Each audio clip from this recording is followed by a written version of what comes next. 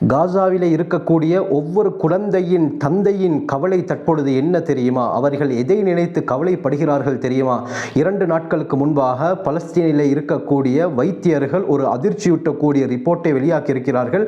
அந்த ரிப்போர்ட்டை பார்க்கும் பொழுது நம்முடைய உடம்பெல்லாம் புல்லரிக்கிறது. இந்த விடயங்களை பற்றி இந்த பதிவிலே நாங்கள் தெளிவாக பார்ப்போம். நேர்கள் அனைவருக்கும் அஸ்ஸலாமு அலைக்கும் வரஹ்மத்துல்லாஹி வபரகாத்துஹு. இறைவனுடைய சாந்தியும் சமாதானமும் என்றென்றும் நம் அனைவர் மீதும் உண்டாவதாக.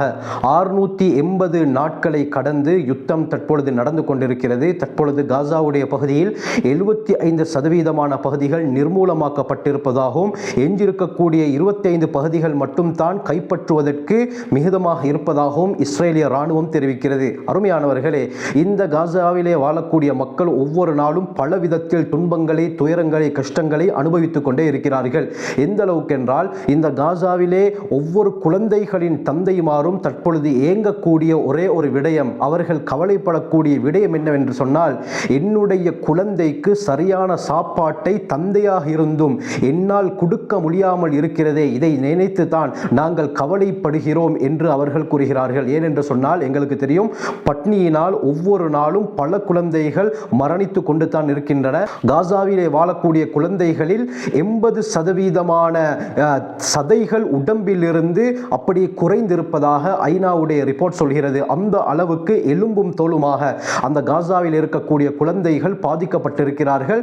சாப்பாடு பற்றாக்குறையின் காரணமாக அவர்களுக்கு அந்த சரியான பால்மா உணவு மருந்துகள் கிடைக்காததின் காரணமாக உலகத்திலே இப்படியாப்பட்ட ஒரு கோர சம்பவம் தற்பொழுது கண்முன்னால் காசாவிலே நடந்து கொண்டிருக்கிறது. முழு உலகத்திலும் இதற்காக வேண்டி பெரும் ஆர்ப்பாட்டங்கள் நடந்து கொண்டு தான் இருக்கின்றன. ஆனால் எந்த ஒரு மாற்றமும் தற்பொழுது ஏற்பட்டிருக்கிறதா என்று பார்த்தால் அதுதான் மிகவும் குறைவு. அருமையானவர்களே, நேற்று முன்தினம் கூட ஆஸ்திரேலியாவில் 3,50,000 பேர் இந்த பாலஸ்தீனியர்களுக்கு சார்பாக இஸ்ரேலுக்கு எதிராக மிகப்பெரிய போராட்டத்தில் ஈடுபட்டிருக்கிறார்கள்.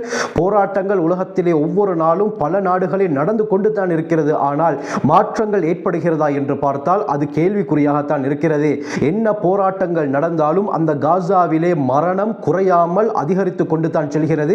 அவர்கள் பட்னியினால் இறந்து கொண்டு தான் இருக்கிறார்கள். மறுமுனையில் சாப்பாடை எடுக்க செல்லும் பொழுது அவர்களை வரவழைத்து IDF இராணுவம் அந்த காசா மக்களை கொலை செய்து கொண்டிருக்கிறார்கள். மிகப்பெரிய அநியாயம் உலகத்திலே நடந்து கொண்டிருக்கிறது. அருமையானவர்களே, இந்த மக்களுக்காக வேண்டி, இந்த குழந்தைகளுக்காக வேண்டி நாங்கள் அல்லாஹ்விடத்திலே பிரார்த்தனை செய்வோம்.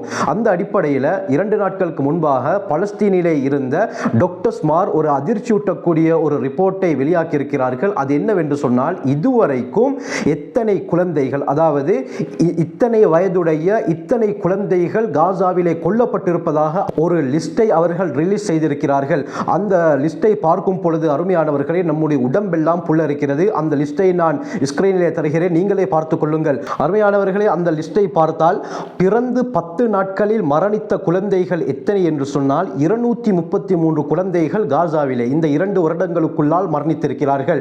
இது மரணித்த குழந்தைகளுடைய ரிப்போர்ட்டை மட்டும்தான் இவர்கள் ரிலீஸ் பண்ணியிருக்கிறார்கள். இது அல்லாமல் அதிகமான குழந்தைகள் அந்த இடிபாடுகளுக்குள்ளால் சிக்கியும் இருக்கிறது. எனவே 10 நாட்களுக்குள்ளால் பிறந்து 10 நாட்களான குழந்தைகள் 233 பேர் கொல்லப்பட்டிருக்கிறார்கள். இதே போல 1 மாதத்தை அடைந்த குழந்தைகள், பிறந்து 1 மாதத்தை அடைந்த குழந்தைகளில் 3456 குழந்தைகள் படுகொலை செய்யப்பட்டிருக்கிறார்கள். எப்படியாப்பட்ட ஒரு அநியாயம் அருமையானவர்களே! 1 வயதிலிருந்து 2 வயதுக்குள்ளால் இருக்கக்கூடிய குழந்தைகளில் 4578 குழந்தைகள் இதுவரை கொல்லப்பட்டிருக்கிறார்கள்.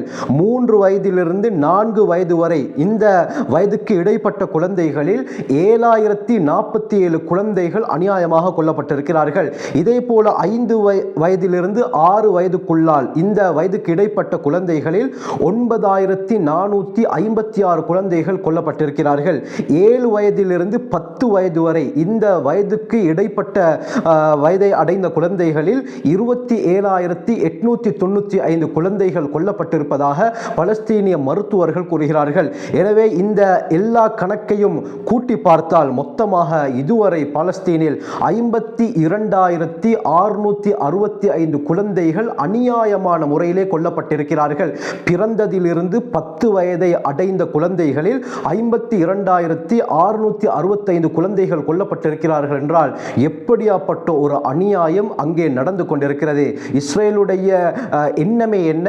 எதிர்கால ஜெனரேஷன் இருக்கக்கூடாது, அவர்கள் இருந்தால் அவர்களுடைய அந்த வாலிப வயதை அடைந்ததும் எங்களுக்கு எதிராக திரும்புவார்கள். ஆகவே இவர்களை வளர விடாமல் சிறு வயதிலேயே கொண்டு விட்டால் எங்களுக்கு எதிர்கால விரோதிகள் இருக்க மாட்டார்கள் என்று சொல்லி இவர்கள் பெண்களையும், குறிப்பாக பெண்களையும் குழந்தைகளையும் தான் குறிவைத்து தாக்குகிறார்கள். இதற்கு காரணம், பெண்களை குறிவைப்பதற்கு காரணம், பிள்ளைகளை பெற்றெடுப்பதற்கு உதவி சாதனமாக இருப்பது பெண்கள் தான். எனவே பெண்களையும் குழந்தைகளையும் கொண்டு விட்டால் அடுத்த ஜெனரேஷன் என்பது காசா பலஸ்தீனிலே உருவாக முடியாது, எமக்கு எதிரிகளும் இருக்க மாட்டார்கள் என்ற ஒரு கொடூர எண்ணத்தில் இப்படியாப்பட்ட அநியாயத்தை இழைத்துக் கொண்டிருக்கிறார்கள். அருமையானவர்களே, அல்லாஹ் தான் அந்த மக்களுக்கு முழுமையான விமோச்சனத்தை கொடுக்க வேண்டும். இன்றும் நாளையும் இப்படி ஒவ்வொரு நாளும் இந்த மரணத்துடைய எண்ணிக்கை அதிகரித்துக் கொண்டு தான் செல்கிறது. அல்லாஹ் தான் இந்த மக்களை பாதுகாக்க வேண்டும். ஒரு குழந்தையை பெற்றெடுப்பது எந்த அளவுக்கு ஒரு கஷ்டமான விடயம் என்பது பெற்றெடுத்த தாய்மையை அடைந்த அந்த தாய்மார்களிடத்திலே கேட்டு பார்த்தால் விளங்கும். இந்த அளவுக்கு கஷ்டப்பட்டு அந்த குழந்தையை பெற்றெடுத்து அதற்கு பிறகு கண் முன்னாலே அந்த குழந்தை, அதுவும் கையிலே இருக்கும் பொழுது பசி கொடுமையினால் அந்த குழந்தையுடைய உயிர் பிரியும் பொழுது அந்த தாய் தந்தைக்கு எப்படியாப்பட்ட ஒரு நிலை இருக்கும் என்பதை நாங்கள் ஒரு கணம் யோசித்து பார்க்க வேண்டும். இந்த நிலைத்தான் தற்பொழுது காசாவிலே நடந்து கொண்டிருக்கிறது. ஒரு தந்தை தன்னுடைய குழந்தையை நெஞ்சோடு அணைத்துக் கொண்டிருக்கிறார். அருமையானவர்களே, நெஞ்சோடு அணைத்த அந்த தருணமே அந்த குழந்தையுடைய உயிர் பிரிகிறது. அந்த தந்தை கதறக்கூடிய காட்சிகள் நம்முடைய உடம்பை புல்லரிக்கிறது. இதே போலத்தான் ஒரு தாய் தன்னுடைய குழந்தையை வைத்திருக்கிறார். அந்த குழந்தையை பார்த்தால் அந்த குழந்தையுடைய உடம்பிலே இருக்கக்கூடிய எலும்புகளை எண்ண முடியும். அந்த அளவுக்கு பலகீனமாக அந்த குழந்தை இருக்கிறது. அந்த குழந்தையுடைய உடம்பிலே இருக்கக்கூடிய ஒரு கொசுவை கூட அந்த குழந்தையால் விரட்ட முடியாத ஒரு சூழ்நிலைக்கு அந்த குழந்தை தள்ளப்பட்டிருக்கிறது. காரணம் என்ன? உடம்பிலே சக்தி கிடையாது. உடம்பிலே சக்தி வர வேண்டும் என்று சொன்னால் உணவு தேவை. ஒழுங்கான சாப்பாடு, ஒழுங்கான தண்ணீர் இல்லாததின் காரணமாக அந்த மக்கள் இப்படியாப்பட்ட ஒரு நிலைக்கு தள்ளப்பட்டிருக்கிறார்கள். அருமையானவர்களை, எத்தனை குழந்தைகள் ஒவ்வொரு நாளும் பலவிதமான நோய்களிலே பீடிக்கப்பட்டிருக்கிறார்கள். அந்த பீடிக்கப்பட்ட நோய்க்கு மருந்துகள் இருக்கின்றனவா என்று பார்த்தால் மருந்துகள் இருக்கின்றன. காசாவுடைய போர்டரிலே பல கேண்டனர்களில் அவைகள் அவ்வாறு தடுத்து நிறுத்தி வைக்கப்பட்டிருக்கின்றன.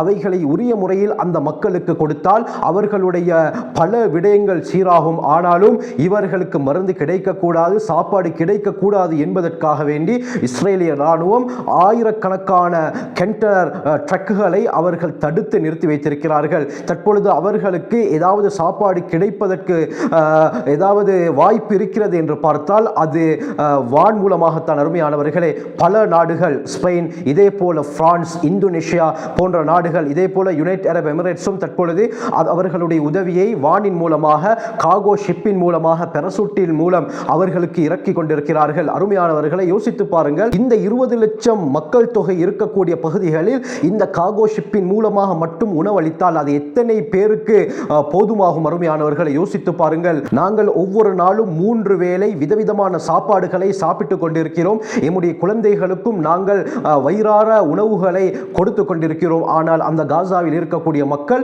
ஒரு நேரம் சரியாக வயிறு நிரம்பும் அளவுக்கு சாப்பிட்டு இருக்கிறார்களா என்று பார்த்தால் கடந்த 3 மாதங்களாக, கிட்டத்தட்ட 100 நாட்களாக அவர்களுக்கு சரியான சாப்பாடு கிடைக்காமல் தான் இருக்கிறது. அருமையானவர்களே, 100 நாட்கள் சாப்பாடு கிடைக்காமல் இருந்தால் அந்த உடம்புடைய நிலை என்னவாகும் என்பதை நாங்கள் சற்று யோசித்து பார்க்க வேண்டும். எனவே தற்பொழுது இந்த நிலைத்தான் ஏற்பட்டிருக்கிறது. எது எப்படி இருந்தாலும் குர்ஆனிலே அல்லாஹ் கூறுவது போல கஷ்டத்துக்கு பிறகு இலேசி இருக்கிறது, கஷ்டத்துக்கு பிறகு ஒரு சுகம் இருக்கிறது என்று அல்லாஹ் சொல்வது போல இவர்களுடைய கஷ்டத்துக்கு பிறகு அல்லாஹ் சுப்ஹானஹு வ தஆலா நிச்சயமாக ஒரு சுகத்தை, ஒரு சுபிட்சத்தை ஏற்படுத்துவான். அந்த நாள் மிக விரைவில் தான் இருக்கிறது. அந்த நாள் அவசரமாக வர வேண்டும் என்பதற்காக நாங்கள் அல்லாஹ்விடத்திலே பிரார்த்தனை செய்வோம். எனவே இது போன்ற உலகத்திலே நடக்கக்கூடிய விடயங்களை உடனுக்குடன் நீங்கள் தெரிந்து கொள்ள வேண்டுமா? எங்களோட சேனலை சப்ஸ்கிரைப் செய்யுங்க, மற்றவங்களுக்கும் ஷேர் செய்யுங்க. அதிக பயனுள்ளதாக இருக்கும்.